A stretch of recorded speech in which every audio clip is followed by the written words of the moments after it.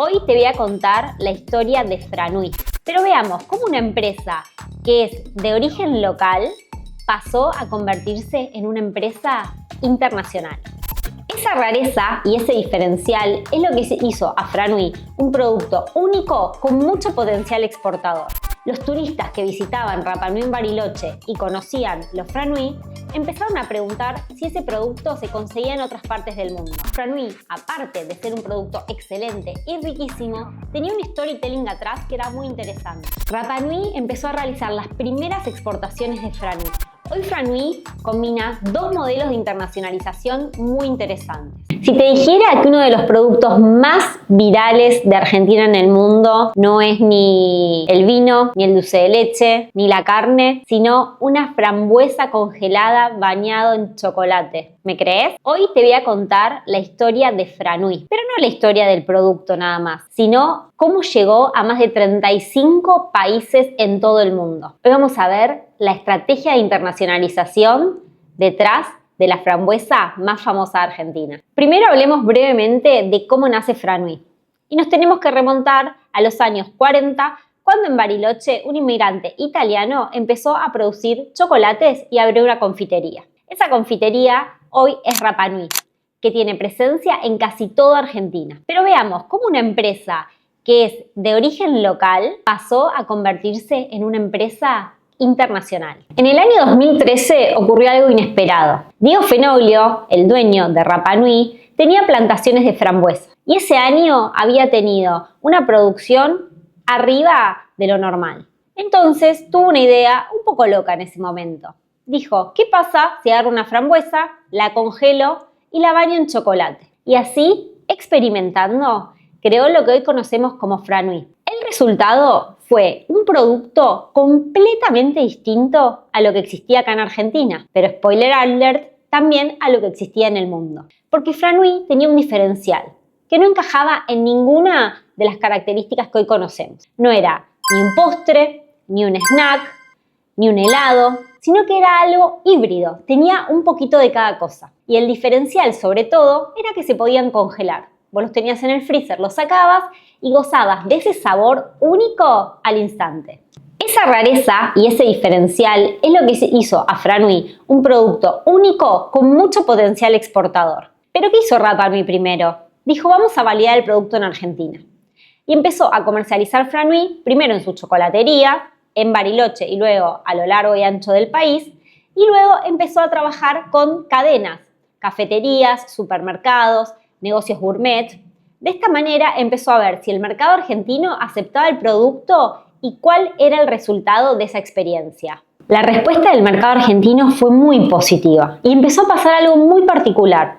Los turistas que visitaban Rapa Nui en Bariloche y conocían los Franui empezaron a preguntar si ese producto se conseguía en otras partes del mundo. Eso le hizo darse cuenta a la familia Fenoglio que había mercado para que su producto salga a conquistar otros países. Lo primero que hicieron fue salir a investigar qué mercados podían ser los potenciales para unas primeras exportaciones del producto. Europa, por ejemplo, es un mercado donde el chocolate premium es muy requerido y muy degustado por sus habitantes. Segundo, los consumidores europeos se sienten muy atraídos por los productos que son tipo snack, que les dan facilidad para poder consumirlos prácticamente en cualquier lado. Y tercero, Franui, aparte de ser un producto excelente y riquísimo, tenía un storytelling atrás que era muy interesante. Una frambuesa de la Patagonia bañado en un chocolate premium.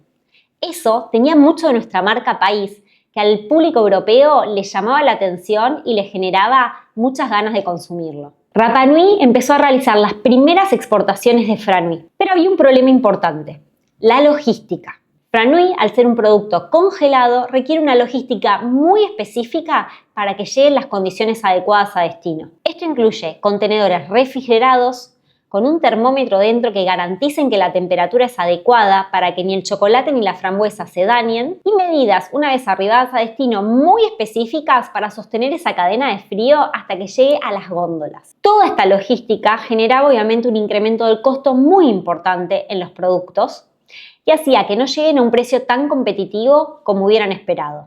La familia Fenoglio se dio cuenta que en estas condiciones logísticas era muy difícil escalar la cantidad de producto que podían enviar a Europa y empezar a abrir otros mercados. Entonces tuvieron una idea brillante. En lugar de exportar solo desde Argentina, iban a empezar a producir cerca del mercado de consumo. Es por esto que abrieron una planta en Valencia, España.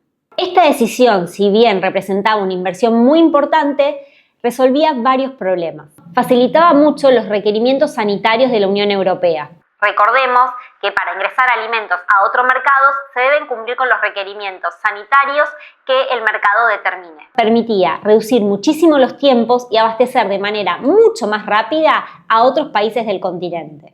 Desde esta planta empezaron a abastecer mercados como España, Francia, Italia, Alemania y Portugal. Esta decisión permitió escalar la distribución de Franui muchísimo más rápido y evitar quiebres de stock en los mercados de destino. ¿Cómo fue esta estrategia de entrada? Bueno, fue paso a paso y de menos a más. Primero, comenzaron a ofrecer Franui en tiendas gourmet y delicatessen, que tienen un volumen un poco menor y que llega a cierto público que no llega todavía a las tiendas masivas. Esto es típico de productos premium. Permite validar el producto, ajustar la logística y construir marca. Una vez que el producto demostró buena rotación, empezó a ingresar a los supermercados. El concepto con el que se posicionó Franui fue muy claro: frambuesas patagónicas bañadas en chocolate. Este storytelling combina tres elementos muy fuertes: fruta natural, indulgencia del chocolate y origen en la Patagonia Argentina. Hace un tiempo, Franui se volvió viral en Francia, al punto que los consumidores hacían cola en los supermercados y en tiendas gourmet para poder comprar el producto. Se dio porque Franui empezó una estrategia muy interesante en redes sociales, sosteniendo su storytelling y mostrando cómo Franui puede acompañar a las personas en distintos momentos del día. Cuando la demanda aparece desde el lado del consumidor, los retailers y los supermercados empiezan a querer tener ese producto porque saben que se va a vender. Hoy Franui combina dos modelos de internacionalización muy interesantes. Primero, siguen exportando desde Argentina para los mercados cercanos, por ejemplo, Sudamérica y hasta México. Y el segundo es la construcción de fábricas en lugares específicos desde donde puedan abastecer a otros mercados como Europa e incluso Medio Oriente. Esto permitió reducir costos logísticos y, sobre todo, acercar el producto al consumidor final de una manera mucho más rápida y asegurando la calidad. Repasemos entonces cuáles fueron las tres claves de la internacionalización de Franui.